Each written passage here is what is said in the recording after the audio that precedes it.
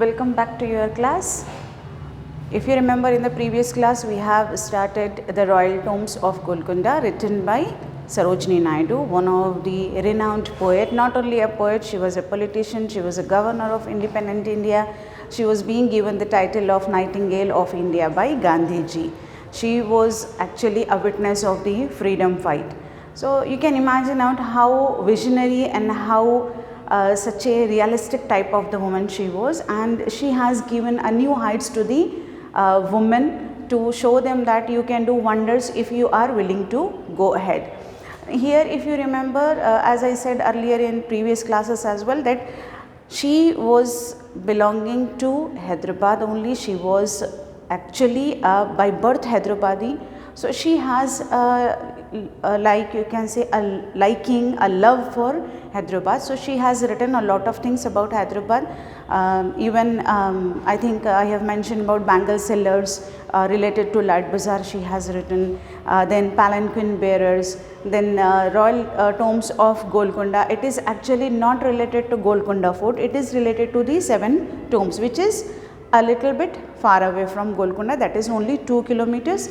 And at that time the place was known as the Ibrahim Bagh. In Ibrahim Bagh they have actually a very well decorated garden and all. You know the meaning of Bagh.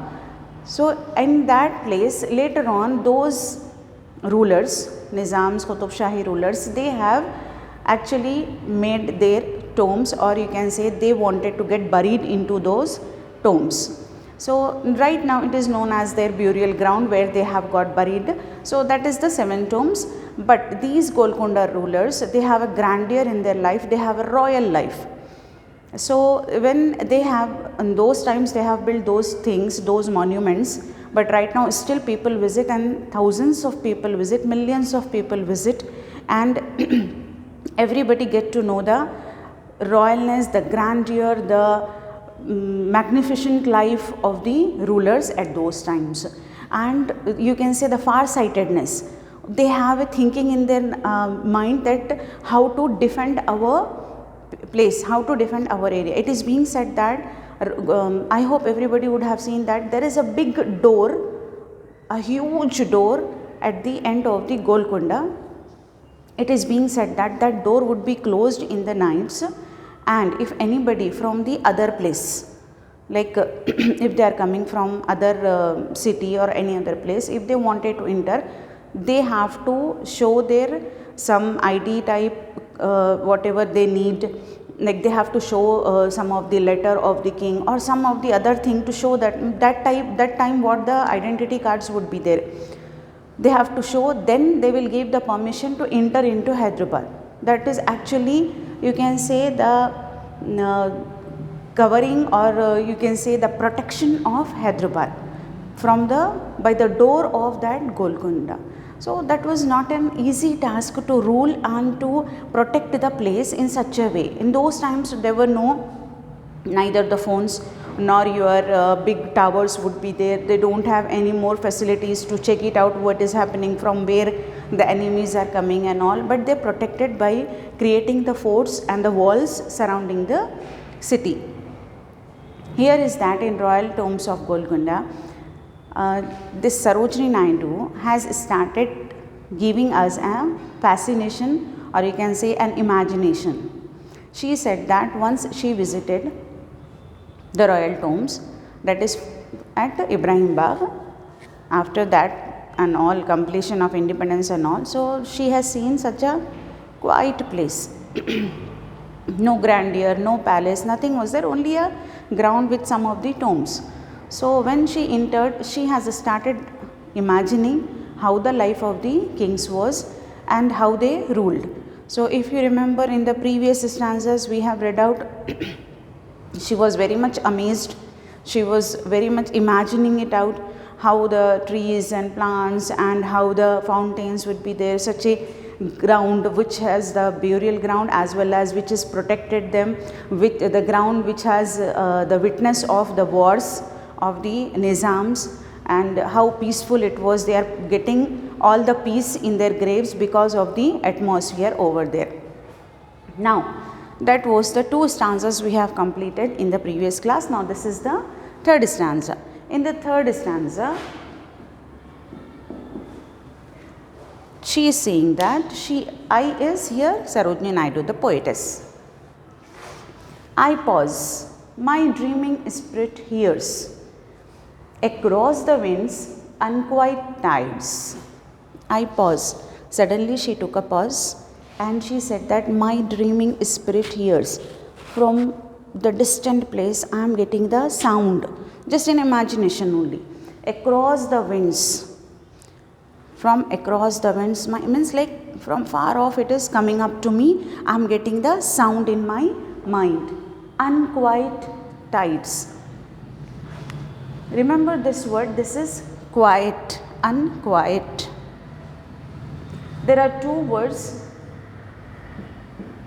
quiet and quiet. Never get confused in these two. This quiet means all fine, good, all together. This is quiet. Like when you make noise in the class, keep quiet. That is this one. Don't make noise. Be silent. That is the quiet. This is quiet. Quiet and quiet. Quiet. E sound is there, in between we are getting quiet. It is quiet. So always remember it out. The differences in the spellings can make you remember these, and remember that the differences not only in the spellings but in the pronunciations as well.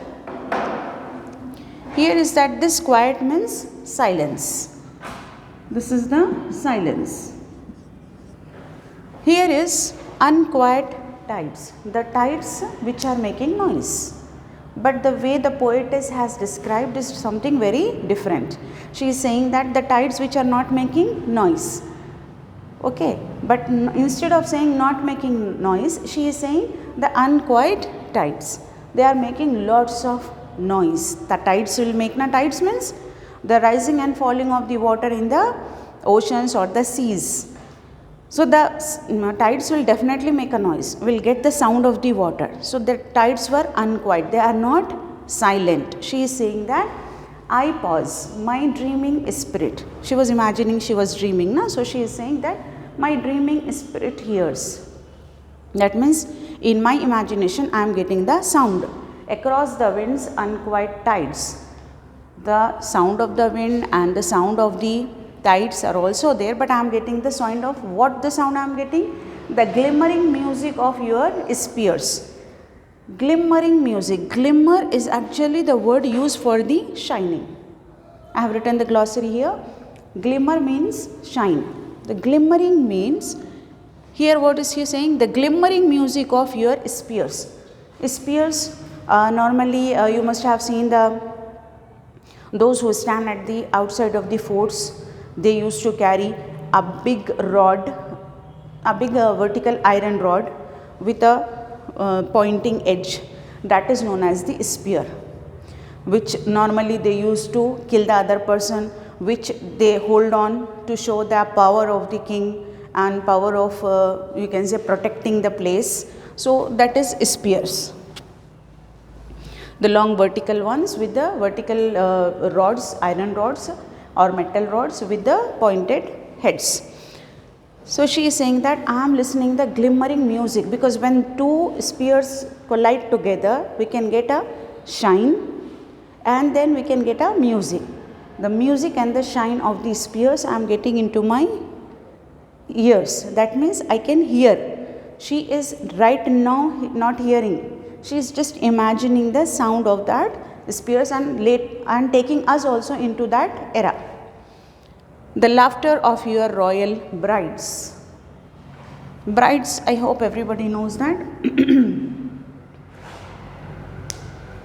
The one who is getting married or the wife of the person is known as the bride. So the royal brides, I can hear the music of the laughter of your royal brides. That means both the things. I am getting the sounds of the spears when you are ready to fight a war. And I am also getting the laughter of your royal brides, because the ladies were happy at their places, that's why they were enjoying and laughing.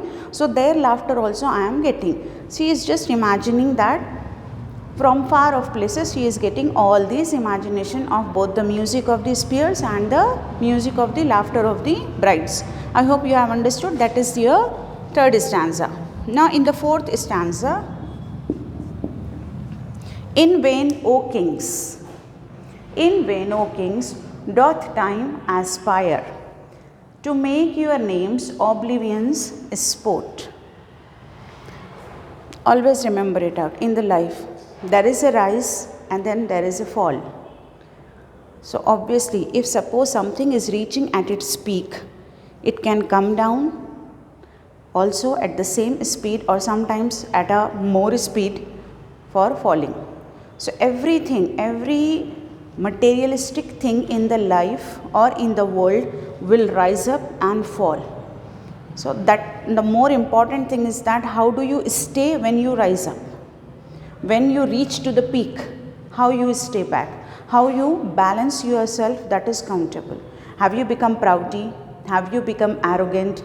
Have you started killing the people? Have you started misusing your authority? That is countable. So when you are reaching to a peak, when you are getting all the powers, how do you behave? There is a saying in English, if you want to judge the character of a person, give him the power. That's true. If you want to check it out how the person would behave, just give him the power for one day or few days. You can realize how such a person would be. If a person is from a good background, a humble one, definitely he will change the other things rather than changing himself.